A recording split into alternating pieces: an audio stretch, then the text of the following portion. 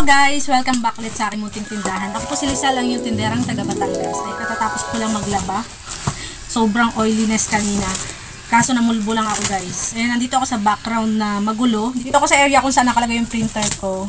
Meron kasing tao sa likod nag-Mobile Legends. Napakadami kong nilabhan. Nagsimula ako ng maaga.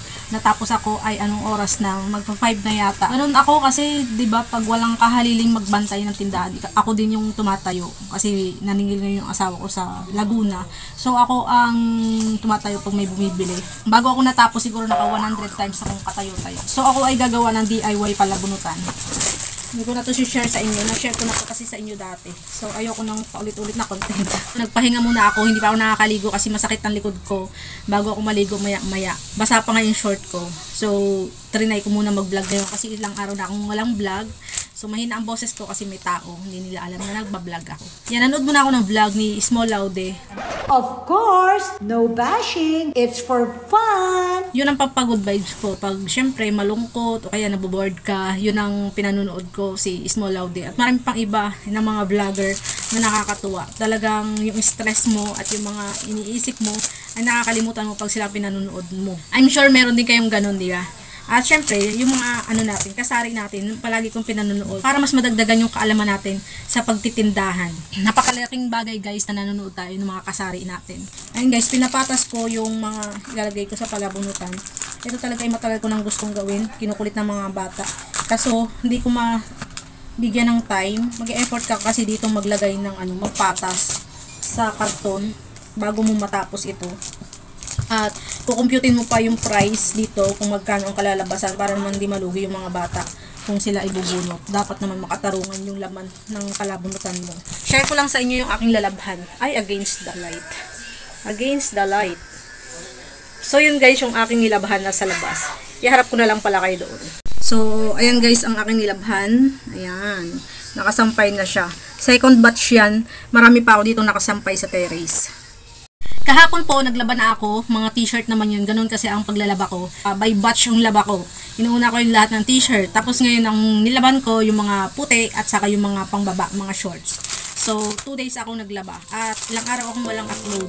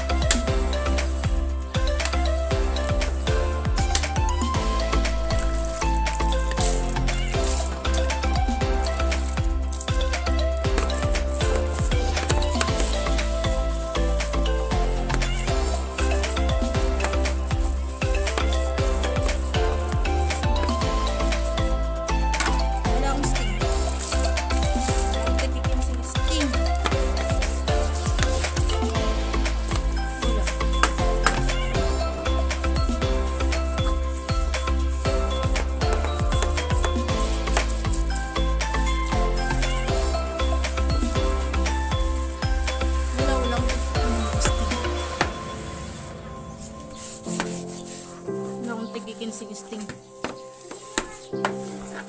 Wala nga.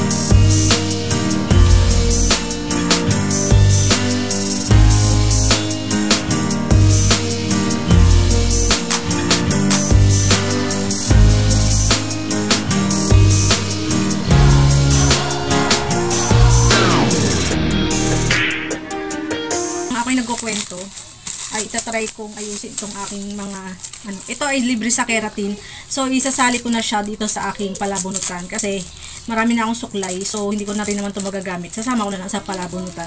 Nanood ako ng vlog ni Small Laude kasi nung isang araw guys ay nawalan ako ng customer, literal guys na nawalan ako ng customer. So nagulat ako, napakabilis ng pangyayari. Alam niyo yung customer na yun napamahal na sa akin. Kasi simula nung nagtindahan ako, nag-start ako ng tindahan, noong 2003, customer ko na siya. Doon pa ako nagsimula sa Kubo, customer ko na siya. Siya yung madalas na nangungutang sa akin, on and off din siya, minsan lilipat sa iba. Pero talagang sa akin siya nagtagal. Talagang naging loyal siya sa akin. I'm not sure, pero yun ang feeling ko. Siya yung tipo ng customer na yung nangungulit pag Christmas na papasko ko, ganun. Nakakamiss din talaga. Okay lang sa akin, ganun kasi nakasanayan ko na siya sa tagal na namin magkakilala, sa tagal ko na siyang customer. Taon-taon yun, siya ang pinakakauna-unahang nangihingi ng papasko. Kahit may time na hindi na siya bumibili sa akin kasi nag-try din siya mag-sari-sari store. Pinsan yung mga supplies niya, sa akin niya kinukuha. Kasi ako 5 pesos yung benta ko ng Mighty, so ang isang ka ay 100. Binibenta niya yata ng 6 pesos doon sa lugar niya. Sa kapitbahay ko lang siya, binibenta niya ng 6 pesos doon sa kanyang tindahan. Pero maliit lang yung mga niya, mga stocks niya. Konti lang stocks niya. So yun, isa rin siya sa kumuha sa akin ng sako-sakong bigas. Ang pagbabayad niya, ang term niya ng pagbabayad ay every 2 months. Kada sa sahod siya sa 4 piece. Minsan, monthly, kasi may pension pa siya. Minsan dinidivide niya yung binabayaran niya, yung sahod niya sa 4 piece, pambayad niya sa bigas, tapos yung sahod niya sa pension niya ay pambayad niya doon sa grocery. Yung nagulat ako kasi nabalitaan ko pa lang siya na may sakit, tapos nung isang araw nabalitaan ko wala na agad. Ganun siya kabilis. Hindi sa sinisiraan ko yung pagpapabaksin kasi sabi nila after daw magpa second dose ng vaccine ay nagkagano na nga. Malakas pa kasi siya guys, magtataka ka na sobrang bilis naman ng pangyayari. Nagulat na lang ako, pumunta na yung anak niya dito at binalita na yung nangyari. Ayan guys, gusto ko lang i-share na ang hirap din pala pag napalapit ka na sa customer mo, di ba? Kagabi nga guys, nagpa-print sila ng picture na ilalagay doon sa ibabaw ng kanyang Ako ang nag-print. So yung picture niya nakangiti. Parang gusto ko mapaiyak kasi naalalok siya. Ayan. Napakabait nung matandang iyon. Matanda na siya, babae. Hindi siya mahirap pakisamahan. At madali siyang kausap.